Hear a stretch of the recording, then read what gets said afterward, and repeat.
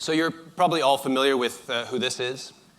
Or maybe if you watch the Golden Globes, if you're a fan of the movies, maybe you're excited about the Oscars, setting up an Oscar watch party or something like that. Maybe this is a face that you're more familiar with. But how many of you know who this is? I'm not gonna poll the audience. So the movie Oppenheimer was it was a good story. Really compelling story, made for a great movie. You know, tortured genius faced with a terrible choice, celebrated as a hero, but then it all goes wrong and he has to live with his dark past for the rest of his days. It's a good story, but it wasn't the whole story. You see, the Trinity test, the Trinity was the code name for the atomic device that Oppenheimer helped to develop. The whole test took place in an area near the Tularosa Basin. And you saw it in the movies, you know, it's depicted with these beautiful, you know, panning shots, scenic, you know, it shows a remote area, deserted, but in fact, it was not uninhabited. So this is Bernice Gutierrez, and she's holding a picture there of herself as a baby with her parents. Bernice was actually 8 days old, living 35 miles away when the Trinity test was detonated. In fact, there were tens of thousands of people living in a 50-mile radius of the Trinity test. The Trinity test blew radioactive dust into the air, and this radioactive dust fell, and it's actually described as snowing down on Bernice's community and the houses and the farms and the water wells nearby. The fallout zone was dramatically underestimated. Very little research was done, and nobody was evacuated. Ionizing radiation produced by nuclear detonations is particularly harmful to infants, children, and the pregnant. And in the weeks and months following the Trinity test, infant mortality in Bernice's community skyrocketed by 56%, many as a result of rare birth defects as a result of the exposure to the ionizing radiation. Bernice's community, and indeed her family, saw cancer rates escalate in the months and years afterwards. Bernice herself, her great-grandfather, died of cancer. Her mother had suffered 3 different kinds of cancer. Brothers, sisters, cousins, aunts, nieces, nephews all suffered cancers that are associated with exposure to ionizing radiation. Bernice describes the mental stress of living with this on a daily basis. You know, it's like a curse. Thinking that your children, your children's children, might be diagnosed with these disorders or diseases as a result of their parents' exposure to the ionizing radiation. Bernice is an activist. She's a campaigner. She's part of a group called the Tularosa Basin Downwinders, and they're still fighting for recognition and fair compensation from Congress to this day. This is Setsuko Thurlow. How many of you know Setsuko Thurlow? Setsuko Thurlow is from Hiroshima. She's also closely connected to Oppenheimer's story. Setsuko was 13 years old, living in Hiroshima on August 6, 1945. At 8:15 in the morning that day, she recalls seeing a bluish, blinding white light, and then the sensation of floating in the air. The building that she was in collapsed. She was buried in the rubble, knocked unconscious. And this, of course, was due to the detonation of the bomb known as Little Boy by the US Air Force. When she woke up, when she was pulled out of the rubble, she recalls seeing processions of ghostly figures shuffling by, flesh and skin hanging like ribbons from their bones, truly horrific scenes. She recalls her nephew, Iji, who she often talks about, who also died that day, and cancer in Setsuko's community in Hiroshima and also Nagasaki is extremely high. It's a horrible legacy of cancer that persists to this day as a result of exposure to the radiation. Setsuko she's also a campaigner, she's also an activist, and she recalls, and she often refers to the words of the person that pulled her out of the rubble. And he said, "Crawl towards the light, don't give up, keep pushing. Don't give up. Keep pushing. Keep pushing."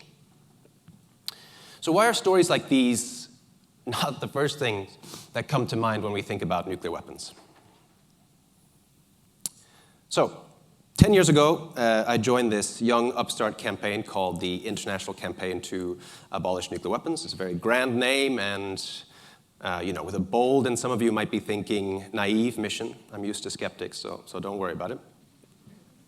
And I thought I'd studied the right things. I studied poli-sci at the U of M, very grateful for that, and studied law afterwards. I thought I'd studied the right things to help me hit the ground running on something like this. But I realized that it was more statistics and a concept of injustice that I knew. I have to confess that the human voice, the human face of nuclear weapons was still abstract to me. And many of you have seen the picture of a mushroom cloud. Many of you might be familiar with the names Hiroshima, Nagasaki. Maybe you've seen, pictures of the destruction afterwards. It's not the same, as it was for me, not the same as hearing the first-hand accounts of what these weapons do to people. It was only when I started working at ICANN that I was lucky enough to meet with Setsuko and to work with her over the years, and well as hear the stories of other individuals directly affected by the impacts of nuclear weapons, not only in Hiroshima and Nagasaki, but also as a result of testing, like Bernice and Bernice's community. What my colleagues and I set out to do at ICANN in the early days was to challenge the myth of nuclear weapons and challenge the governments on this issue by putting the human stories first. That, and we also wanted to negotiate a new treaty, get a majority of governments in the world to negotiate a new treaty to prohibit nuclear weapons, so no big deal. The myth, this is a picture of me, and my colleagues looking quite serious, pretending like we know what we're doing at the UN in the early years. And actually, like when I look at this, I realize that an effect of working on this is that you go gray quite rapidly. Anyway, the myth of nuclear weapons, it sounds a little bit like this. Nuclear weapons keep us safe. Nuclear weapons, they ended World War II. They're preventing World War III. Nuclear weapons are a necessary evil. Nuclear weapons, they're not meant to be used anyway, so there's no risk. If they have them, we have to have them. We're the good side. Ukraine got rid of them. Look what happened to that. What if a terrorist gets a hold of one? What if North Korea has them? What if we get rid of them and North Korea still has them?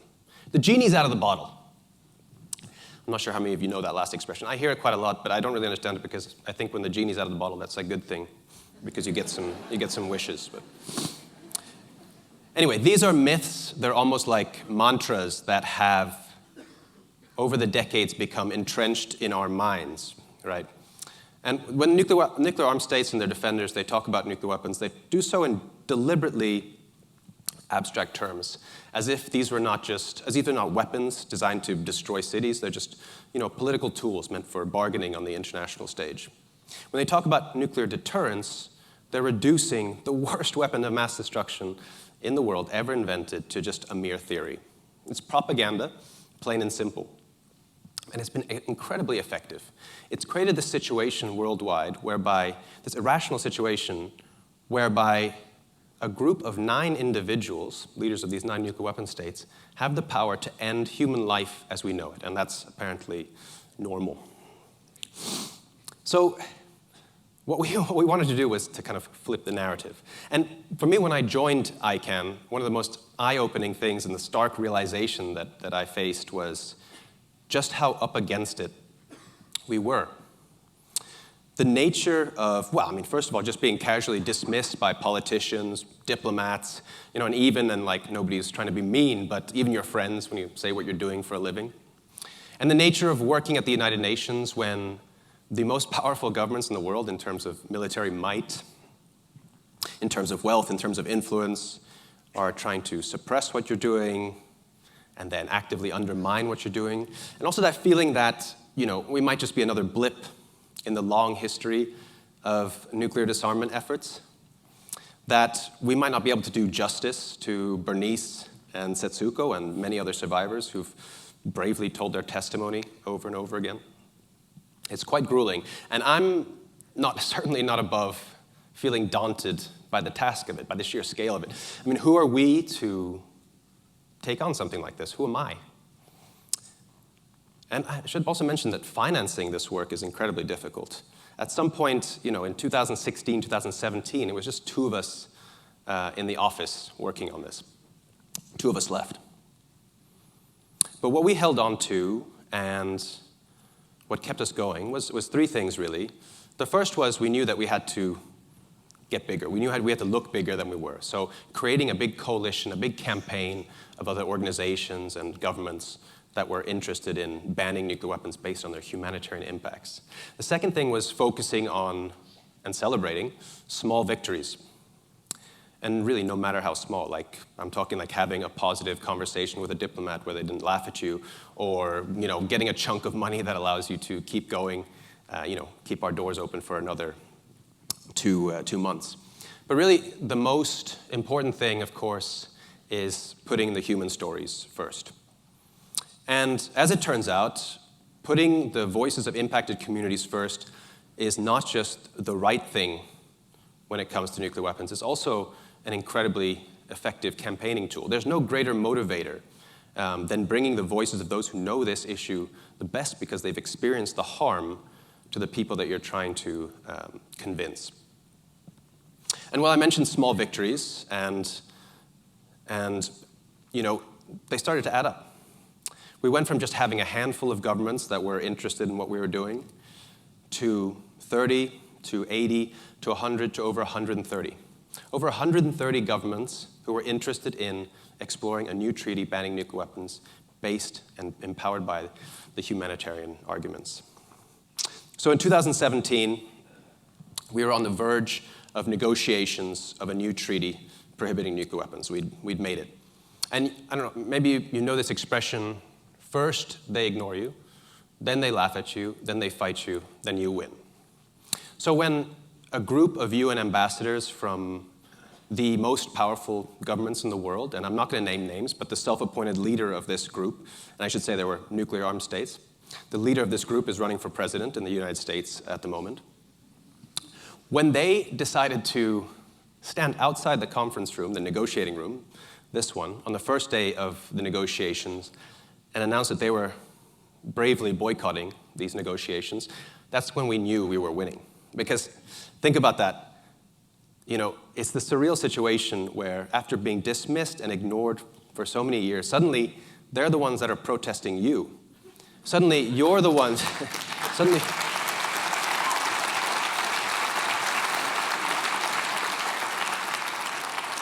Suddenly you're the ones in the negotiating room setting the agenda, and they're the ones on the outside shouting. It's a really surreal moment. So here's a picture of the adoption of the treaty, absolute limbs flying, people really excited. That was the day of the adoption. A few weeks after that, we were taking stock. We just achieved this huge goal and super energized and excited. Still, we don't have any money, so that's a big issue. But wondering, what do we do next? Where do we go from here? And to be honest, we were watching the Nobel Peace Prize. This was a day in October. We were watching the Nobel Peace Prize, the build-up on actually Norwegian TV, because they were the ones live sending it. Because we thought that, okay, it was 2017, so if you remember, the nuclear weapons had been in the news quite a lot that year. So we thought there might be something, that come up that we'd have to comment on. And, we weren't above, joking with each other, what if, that'd be cool. And we also heard that 40 minutes before the announcement, I don't know where we heard this gossip from, but 40 minutes before, they call you, to give you a heads up. So 40 minutes passed, and we were like, you thought so, didn't you? I saw you. 10 minutes, and then the phone rings, and of course, heart stops. I pick up the phone, and Swedish background, so I know a Norwegian accent when I hear it. And I hear this person, and that was the moment. We announced we won the Nobel Peace Prize for that year. Utter pandemonium. The phone goes off the hook.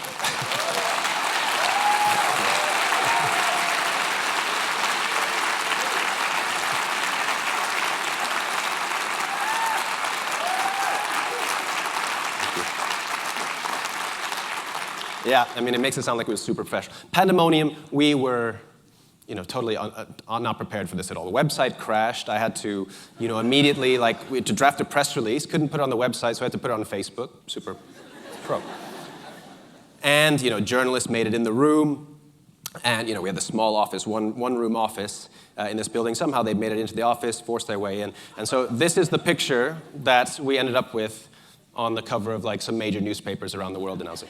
Not exactly how we would have staged it, I think. And luckily I found that banner that was the same one from the earlier photo.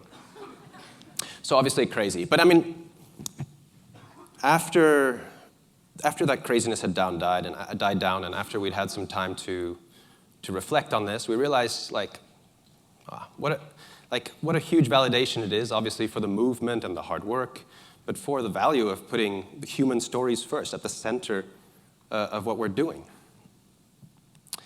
This is Setsuko Thurlow, 72 years after being pulled from the rubble in Hiroshima, giving the Nobel Peace Prize lecture in Oslo. In her testimony,